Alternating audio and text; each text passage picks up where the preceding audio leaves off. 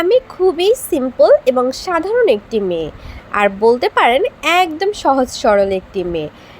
আমি অন্যান্য ব্লগারদের মতো এত সুন্দর করে কথা বলতে পারি না, বা অত সাজিয়ে গুছিয়েও কথা বলতে পারি না। রমজান মাস চলছে, এই রমজানে রোজা রেখে কেন আমরা ঘুরতে আসলাম? অনেকেরই মনে অনেক অনেক প্রশ্ন। আমার জামাই কেন রমজানে দেশে আসলো? হ্যালো এভরিওয়ান, কেমন আছেন সবাই? আমার বর যেহেতু প্রবাসী, আর তার সাথে আজ অবধি বিয়ের পর আমি কখনোই ঈদ উদযাপন করতে পারি নাই। একটি মেয়ের স্বামী কাছে না থাকলে তার ঈদ কেমন কাটে সেটা আমার মতো যারা প্রবাসীর বউ আছেন সেসব আপুরা বা ভাবিরাই বলতে পারবেন। আর একটা সন্তানের বাবা থেকেও সেই বাবাকে কাছে না পাওয়ার কষ্ট আপনারা বুঝবেন না। আমরা এবার খুব খুশি, আলহামদুলিল্লাহ। একসাথে আমার বরের সাথে সেহরি খেতে পারতেছি, ইফতার করতে পারছি। ইনশাআল্লাহ ঈদও করব একসাথে, আল্লাহ তাআলা যদি আমাদের সহায় হন। আর যেহেতু আমার বরের ছুটি একদম কম, খুবই সীমিত সময়ের ছুটি নিয়ে সে বাংলাদেশে এসেছে। যেহেতু সে প্রতি বছর বছর আসে, তার ছুটি খুব কম থাকে। বলতে পারেন 1 মাস বা 45 দিন বা 30 দিন 32 দিন এরকম তার ছুটি।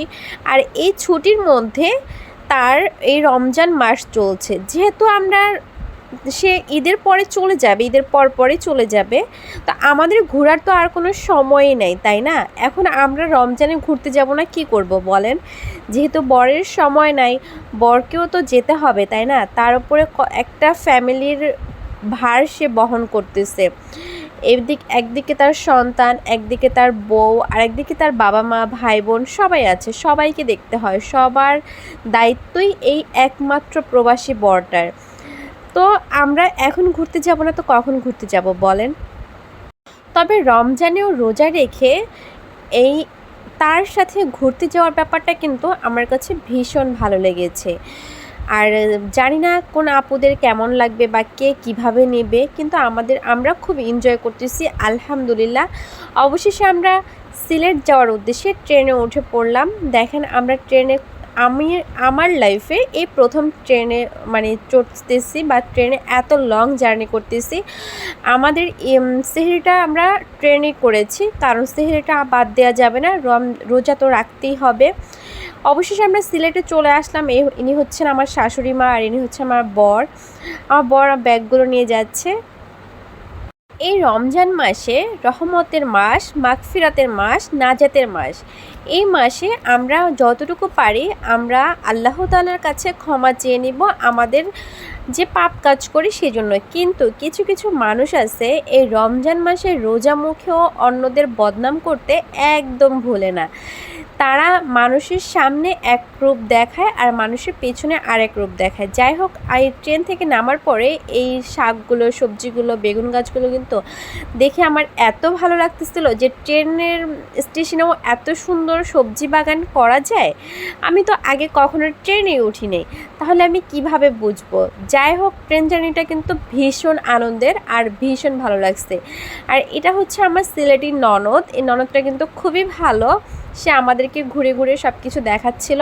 সিলেটের একটা জিনিস কিন্তু আমার ভীষণ ভালো লাগছে, সেটা হচ্ছে বাঁশ। সিলেটের বাঁশগুলো কিন্তু একদম সোজা সোজা আর দেখতে এত সুন্দর। যদি কাউকে দেয়া যায় অবশ্যই এই বাঁশগুলো দেওয়া উচিত। আর এনে হচ্ছেন আমার চাচি শাশুড়ির ভাই, যে কিনা আমাদেরকে সুন্দর এই প্লেসে নিয়ে আসছে আর আমাদেরকে এত সুন্দর করে ঘুরাইছে, আর আমাদের ছবিগুলো কিছু ক্যাপচার করে দিয়েছে এবং কিছু ভিডিও করে দিয়েছে। তাকে অসংখ্য ধন্যবাদ। আর এইখানে আল্লাহ তাআলার সৃষ্টি এত সুন্দর, এত সুন্দর। আমাদের বাংলাদেশে এত সুন্দর সুন্দর স্পট থাকা সত্ত্বেও আমরা কেন যে ঘুরতে যাই না?